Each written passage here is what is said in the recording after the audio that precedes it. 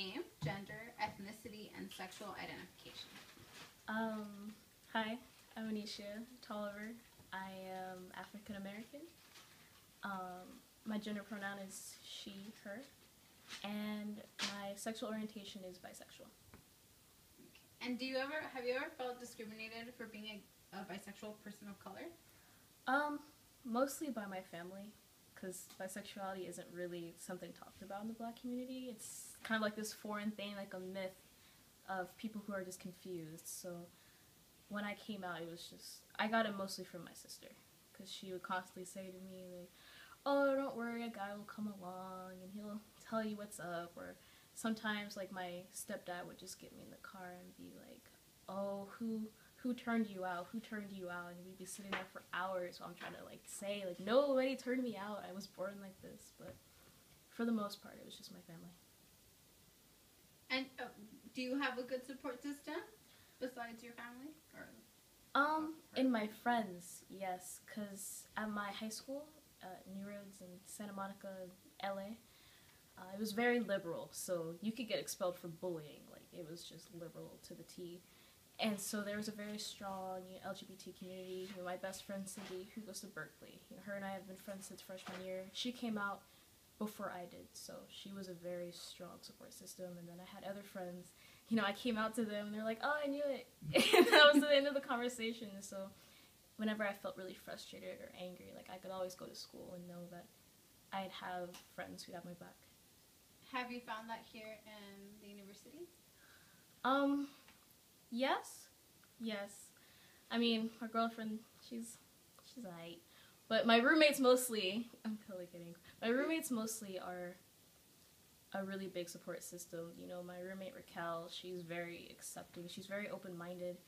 And my 3 guy roommates, they haven't really said anything. I have my girlfriend over all the time, and they don't treat it like it's some thing. It's not like gay couple, it's just a couple. So it's really my roommates and my neighbors.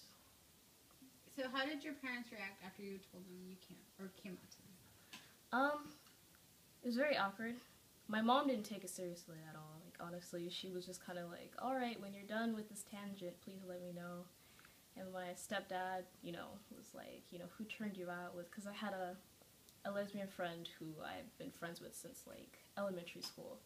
And her and I would hang out all the time. So he kept asking me, like, did you and Aisha, like, do things? Is it her fault? And I just kept trying to say, like, no, it's not her fault. And then he would talk to me about how, like, bisexual men, like, Black men who are bisexual, really bother him. And it was just really uncomfortable for me because in my family I'm considered, like, the golden child. The prodigy, the one who's going to school to be a doctor, the one who got all A's and B's. So it kind of shocked everyone when I said, hey, I'm into girls and guys. And the fact that I'm bi instead of just, a lesbian, it added a layer of, like, miscommunication and, like, non-understanding. So it took a really long time for my parents to, like, at least understand that, no, this isn't a phase, this is who I am. I went to LA Pride and I got, like, flags and stickers and I put them all over the house. Like, I was just trying to be stubborn. I was just like, no. I put, like, flags in the living room, on the fridge. Like, my stepdad would look at me crazy. I'd just look at him back, like, yep. I'd be in the car with him and the girls would pass by. And I would be like, he would say, oh, dang, look at them. I'd be like, yeah, look at them. And then he'd look at me, damn near, like, hold the car, like, kick me out. And it got to the point where they started becoming used to it. I had my best friend Cindy. I took her to prom. Now, whenever me and my mom talk about the future, she says, whoever you marry, guy or girl. So she's really learned to accept it. My stepdad's still uncomfortable, but, I told him, even though you're my stepdad, you're my father, and I really want you to respect this, because I want you to be there at my wedding, whether I'm marrying a man or a woman. I want you to be there to walk me down the aisle. So he got the message, so he understands now. And are you spiritual and or religious at all? I am. I think I was a lot more religious when I was younger. I'm Christian. But I think when I started realizing my sexuality, I started realizing it when I was in the 7th grade.